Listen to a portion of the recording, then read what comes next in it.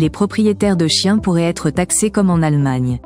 En 2025, le débat sur la fiscalité en France pourrait prendre une tournure inattendue avec l'examen de nouvelles sources de revenus pour l'État.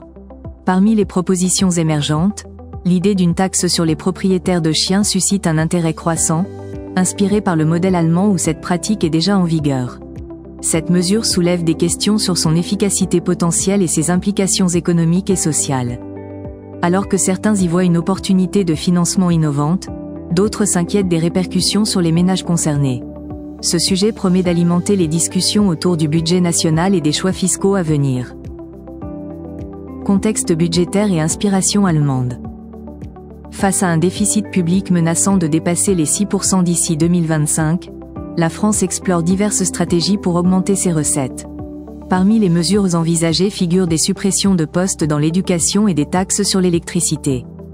Une idée originale pourrait être empruntée à l'Allemagne, taxer les propriétaires de chiens.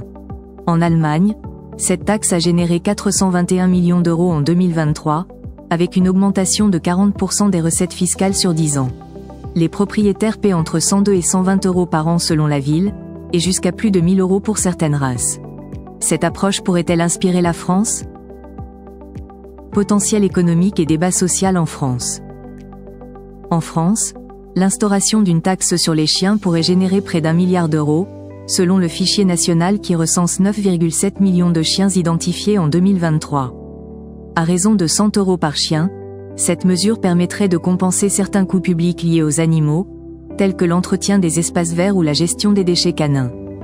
Cependant, elle suscite des critiques sociales. Les opposants soulignent son impact potentiel sur les ménages défavorisés, pour qui un animal de compagnie est souvent un soutien émotionnel essentiel.